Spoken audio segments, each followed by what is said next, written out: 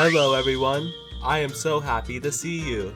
According to YouTube analytics, over 70% of you guys are not subscribed to the channel. If you guys want Pugsley to eat this month, I suggest you do so. Enjoy the video guys, I'll love you guys forever and always. Hello everyone. So today's video is going to be a little bit different.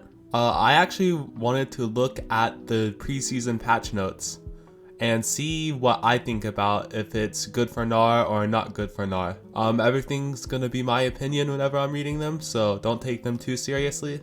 And yeah, let's read all the changes and see how it affects Gnar. Oh yeah, I read about this, the return of Chemtech. So basically the buff is a stacking buff that grants 5% tenacity, healing, and shielding power. Okay, that's pretty good. And Chemtech Soul. Hopefully it's not the zombie effect. 10% damage resistance and 10% more damage while below 50% health. Okay, I think that's a little bit better than the Scion passive.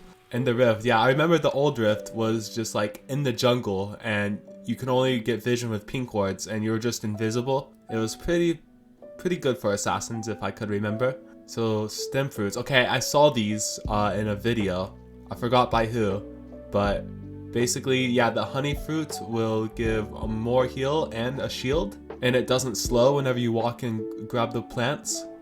And the blast cones will go twice the range, I remember that. And the bloom reveal like a bigger area, and it will mark all wards that you gain vision of to 1 health, so that's really cool. So overall, I mean, these blast cone change could really change how Gnar fights and team fights. Like, you could like get closer to engage, and yeah, obviously you could maybe get better ults, so we'll just have to see with that. Jungle changes, okay. I do know there's some jungle changes. Marked for death. After 10 consecutive seconds of not being in combat with a champion, monsters that have been marked for death will die, okay. Junglers now deal 20% more damage from non-true damage sources to monsters on their own side of the jungle. So basically just some jungle changes, okay. Camp Gold and experience changes. Junglers will only gain 75% from lane minions before their first pet evolution. Pets! Oh yeah, I remember this. All large monster gold given to non-junglers have been reduced by 15 gold. Basically just more jungle changes, not really affect Gnar that much. Okay, just some changes to the camps here. Oh, Gromp will no longer heal the champion that killed it upon dying. Okay, that was pretty broken, let's be honest. So I guess they're removing that. So that does affect Gnar a little bit, but that affects every champion, so yeah. Krugs are getting changed.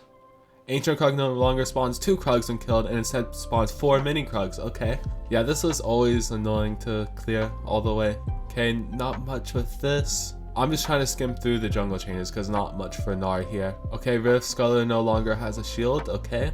Okay, jungle companions. This is cool. So basically, if you're jungling, you'll just have a jungle companion now, and they'll basically just help you do it, I guess. And they can evolve twice throughout the game, okay? Yeah, I'm not gonna read too much into this because I just play top lane. I'm not gonna read through all the jungle changes, so if you wanna look at them, go to the client because, you know, Gnar does not really go to the jungle. However, I will read this, leasing range updates. Okay, so I guess they're changing, like you can't do 2 camps at once maybe. Yeah, I guess they're lowering the range on all of them. Oh, and recommended pathing. So there's gonna be like recommended items, I guess. I mean, I guess that's better for newer players. And I guess if you're autofilled, that also helps. Okay, new communication tools, all right. I feel like we needed this. I'll test this in game, I guess. Vision wheel. Okay, this is interesting. I'll definitely have to test that in game as well. Objective planning. Okay, yeah, all of these are like in-game things that you kind of have to do. There's also ability recommendations, also good for new players. Oh, here we go. Top lane oriented updates. Lane gold and experience changes. We'll be making some adjustments that help top laners scale better relative to other lanes and hit those key item and level breakpoints faster relative to mid and bot.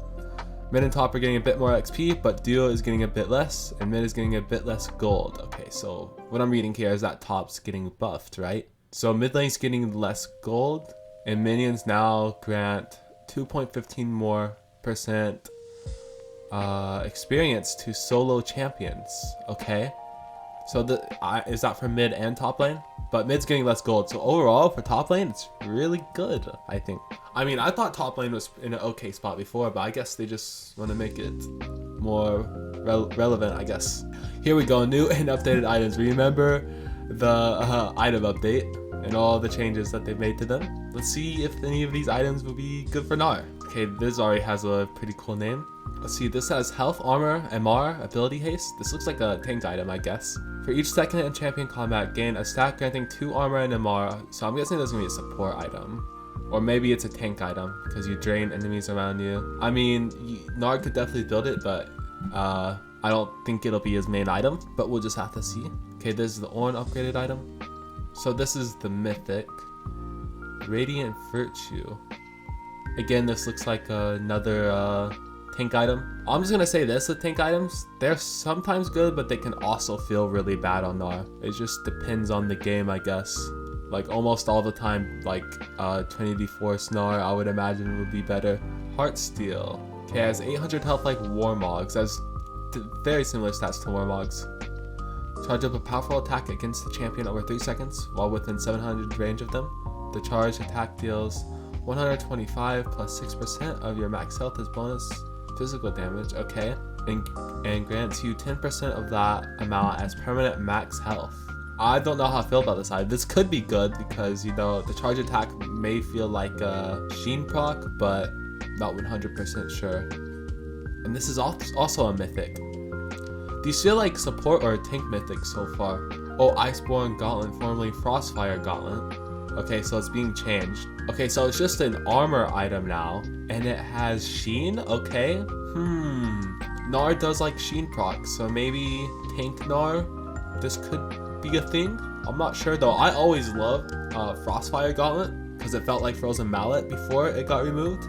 Yeah, definitely, I'd definitely test this out. This definitely looks good. Oh, Rod of Ages is back. I don't think this will be good on Gnar, because obviously he's not AP, but that's still really cool. Catalyst of Aeons? Okay, it has mana, so Gnar probably won't build it. Okay, Abyssal Mask is getting changed, it looks like. Cool new icon there. So it's getting mana, and its new passive is that it restores... Okay, we're probably already not going to use this item because it's using item or mana and stuff, so... Yeah, probably not. I mean, it's still good because it reduces magic resist, but... I don't know, it's definitely going to be a very situational item if we are going to build it, but we'll see. And it costs more, so that's another thing. Okay, Random Zone. This is one of my favorite items from item rework because it just felt so good on Gnar. Let's see what they do. Okay, so the gold's increased, but the health's increased by 150. Oh, the armor's down a lot. Yeah, I expected that. And no ability haste. Let's see this though. Active. Briefly slow nearby enemies for 55% for 2 seconds. Okay. Critical resistance. Oh, this is the passive, so you don't even have to activate this anymore. Critical strike, still 20% less damage to you. Okay, so before, what if I could remember, I could be wrong here, but you had to like use the active to get like less damage from critical strikes, but now that's just a passive. So that's really good, I think. I think I'll still be building this item the same way I have been from last season. Sure, it'll give you less armor, but the critical strikes will always deal less damage to you. So really good. And the slow is also really good as well, so this item's still really good on Gnar in my opinion. Oh, Sunfire Age is getting changed, finally. It's going from a mythic to a legendary, thank goodness. I do not want to see any other chat but tanks building this, because you know, we saw the whole Diana thing, Yasuo, Yone, the list goes on. I even built it on Gnar. So they're getting rid of the magic resistance and just making an armor item, so kind of like old Sunfire. Flame Touch has been removed, and okay. Cool, so it's just like old Sunfire kind of. So like Poppy could still build the Shen, I guess. Maybe Gnar, we'll see. Okay, Turbo Chemtech has been changed to a legendary. Okay, so I think I see what they're trying to do here. They're making, oh, this is an MR item. Okay, this could be really good on Gnar. You know what, maybe we'll test this out because, you know, there's not many good MR items in the game, but this gives you 50 MR, 500 health. It's pretty cheap. Yeah, that's really good. Okay, this gets 200 less gold. Okay. Yeah, I felt that kind of expensive just for resistances. Ravenous Hydra. The AD is going down. Okay, let's look at the passive. Gain 0.6 AD and 0.1% Omnivamp on minion kills. Increased to twice that amount for champions, large/epic monsters, and siege minions. Stacks up to 24 AD and 4 on the event. Lose half of these stacks on death. Oh, it's a stacking item? Maybe if Gnar is snowballing, this is an item, but we're definitely gonna have to test that out. Don't take my word on that. Tiamat. Okay, I really like Tiamat as a for fun item. No other Gnar player really built it except for like Thing on the Ice, I'm pretty sure. But I just like the way it felt on Gnar. So the passive is 60 to 12% total AD based on distance. Is being changed to 50% of total AD for melee champions and 25% of total AD for ranged champions to all enemies around them. Okay, so that, I mean, it's just balancing it around the new Ravenous Hydra changes, so I think this will be still good for fun on Gnar. Oh, Spear Shojin's back. Okay, so I started playing this game not that much in Season 9, but really in Season 10 I really started playing it. So I never really got to use Spear Shojin, but let's just see what it does. Okay, it's pretty expensive, but it gives 65 attack damage, 300 health, 20 ability haste. Okay, unique passive. Non-ultimate spells gain an extra 8% AD ability haste for melee champions, 6% bonus AD ability haste for ranged champions. So basically just more ability haste on non-ultimate spells, okay. And then this unique passive, gain up to 15% to 10% ranged move speed based on your percent missing health, maxed out while below 33% health. Okay, this is pretty interesting because Gnar does like movement speed, but the thing is, it's really expensive. I don't know. I'm kind of like so-so on this item. I'm not sure. It's like okay, but like the stats on it could be a little bit better. We're definitely got to do testing on this for Gnar. This could be meta for Gnar. I was wrong about Trinity Force becoming meta for Gnar, so this could become meta or something on Gnar. I'm not sure. We're definitely gonna have to test that out. Devori Quick Blades. Okay, let's see what's new in this. Ability haste is down, but if you have at least 60% critical strike chance, your attacks reduce your non-ultimate. Oh, okay. So I remember there was a chance for your abilities to be reduced, but now if you have 60%, they will reduce their cooldown, so that's pretty cool. And then your abilities deal up to 20% increased damage based on critical strike chance. Okay, so this is a better late game item, I think, rather than like early game. So I remember like Trendemir built this to just try to get his cooldowns lower, which each crit he got. Okay, that's really cool. I don't know if we'll ever use this on Gnar, but you never know. Okay, so here's the balance changes. So those are all the items, I guess. Let's look at the champions, I guess, and I'm pretty sure that will be it. So Cho'Gath's R damage is getting increased. Okay, Gnar into Cho'Gath is pretty good, I would say. So if we see more Cho'Gath, that'll be good for Gnar. Lilia, oh, she's getting changed to melee, so that'll make items better on her, I'm pretty sure. Like demonic, right? And this will be better for her top lane, so we might see her more top lane. I've always had a little bit of trouble in the Lilia matchup just because she has so much movement speed. But we'll see what this does to her. So it looks like Nunu's just getting more true damage for camps for the jungle. Oh, Rakan's also getting changed to melee. Okay, that's okay. I see what Riot's kind of doing here. Will they change Urgot to melee? No, it doesn't look like it. Okay, that was the last one. Updating Smite's damage to correspond to the amount of stacks your jungle companion has accumulated throughout the game. Okay, so new Smite's new names. Okay, so let's change the names. And okay, so they're changing the 415 and 900 thing, and they're making it 600, 900, 1200 based on companion stacks. Okay, you remember when Smite damage would change based on like every single level? That was crazy. Turret adjustments. Okay, turret plating.